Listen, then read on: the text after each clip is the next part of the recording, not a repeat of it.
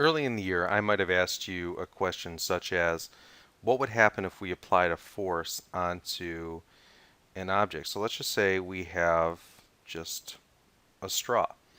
And I asked you, if we applied a force on a straw, what would happen to the straw? And what we would do is we would just say, okay, well, we have a free body diagram here. If this is a straw just sitting on a table, we would have our force of gravity, we would have our normal force.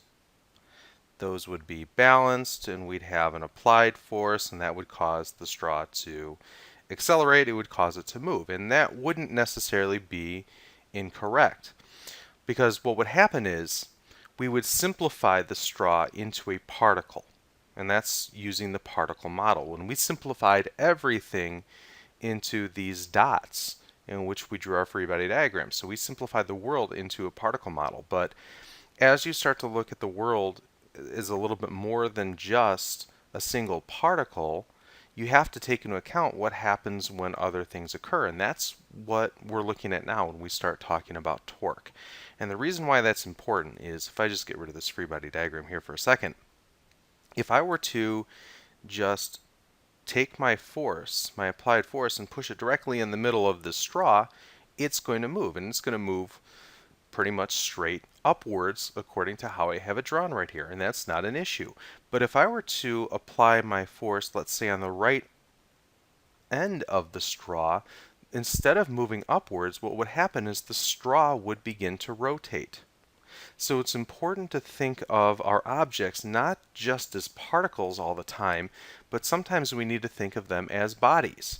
And so what we have here is what we're just going to use as a rigid, let me rewrite that, rigid body model. So instead of looking at just everything as just a dot, we're going to look at objects as they are, a little bit more than we have in the past. So we are going to have to take into account the fact that there is a geometry to a lot of our different objects. So with a rigid body, what happens is we look at every object as having a center of mass. And the center of mass, more times than not, will be, for at least what we're looking at, will be in the geometric center of the object. Doesn't always have to be. But for this example, I'm going to pretend that for this straw, we have our center of mass. I'm going to just call that CM for center of mass, directly in the middle. And if we were to apply our force directly towards that center of mass, the object would move translationally, which means it's going to move in a straight line, linearly, as we looked at first semester. But if we apply a force anywhere outside of that center of mass, what's going to happen is the object is going to begin to rotate. And that's where this idea of torque is founded. Torque is defined as the ability of a force to cause rotation. So when we're looking at the torque that's being done on an object, it's just the ability of a force, an applied force or some other force, to cause the rotation of the object itself. So if we were to push on the straw over here on the end of it, that's going to cause rotation. So we have torque that we can describe when we apply a force over there at that side. We also have torque that we could describe over here at the other end, and also anywhere in between. So what's important is not just the amount of force that's being applied on the object, but it's also important to know where the force is being applied. Let me give you an example. Let's just say we have a room here, and let's just say we have a hinged door. Not going to be drawn perfectly, but let's just pretend here. So if we have this door, well, what happens when we apply a force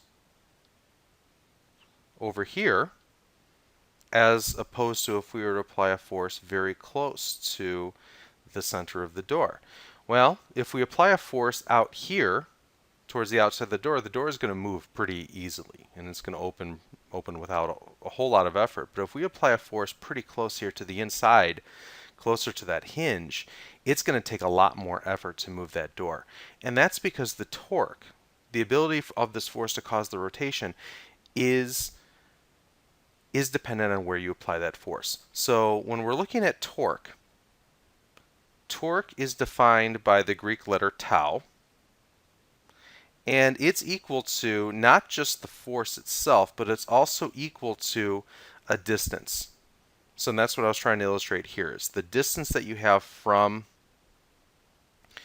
the pivot point of the door matters.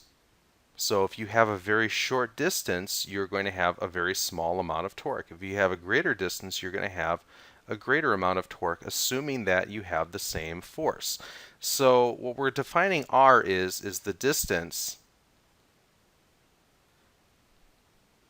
from the force to the axis of rotation.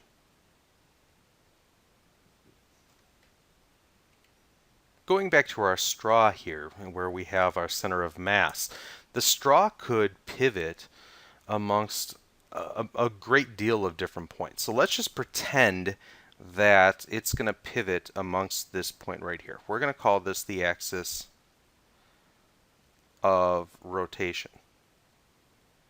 The axis of rotation basically means that the straw is going to turn around this point, and this point here is going to be pretty much fixed in place, so everything else is going to move around it.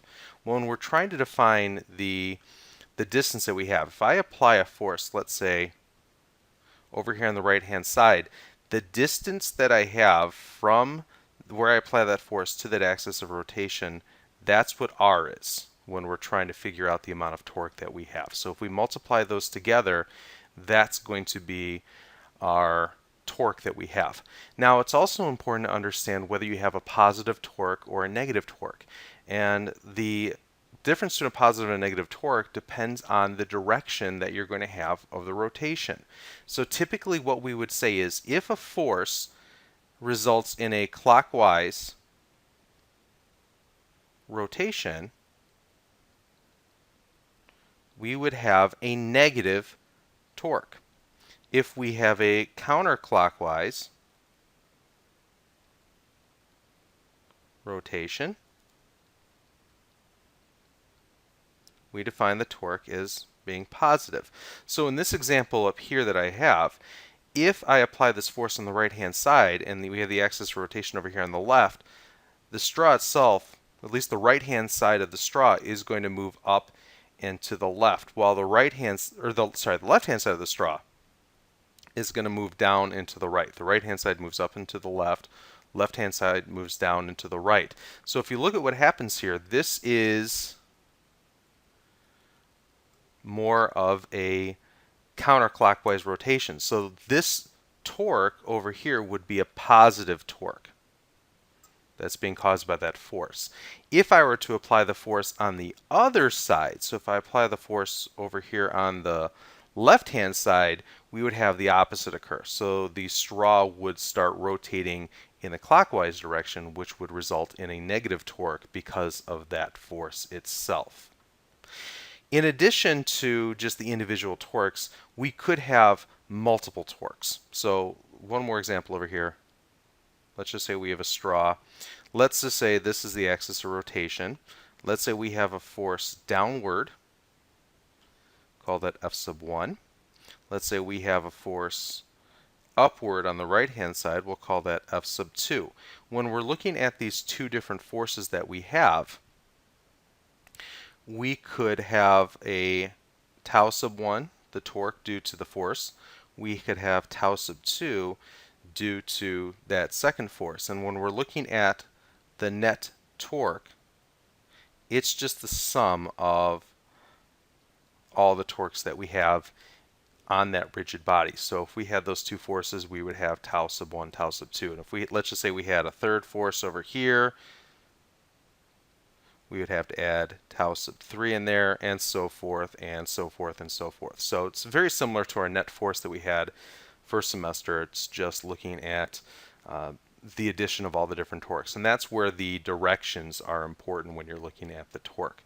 And then finally, when you're talking about torque, one more situation can occur, and it's a situation that's a little bit different from everything I've described. All of the forces that I've had so far have been acting perpendicular to the object, but that's not always the case.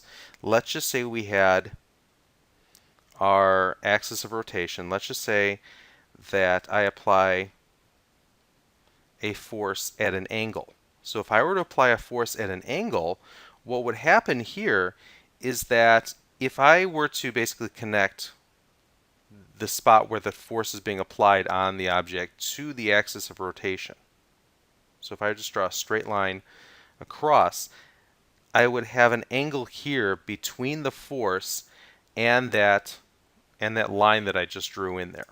And that angle is important because if you have an angled force, or a force that's not exactly perpendicular to the object, in order to find your torque, what you do is you just take your distance that you have from the axis of rotation, you multiply that times your force, and then you multiply it times the sine of theta. So that's how you figure everything out. One last note, I know I keep saying one last note, but this is an important note here. The units of torque is technically a Newton meter. However, I'm going to simplify this to be a meter Newton because newtons times meters, meters times Newton is the exact same thing. However, Newton meter is something we used a lot when we were talking about work and energy. But when we're talking about torque, it is not the same thing. It is nowhere near the same thing as the work that we were talking about first semester. So just to make sure that I clarify, I'm going to use meter Newton a lot as opposed to Newton meter. However, both are perfectly acceptable when you are working on different torque problems.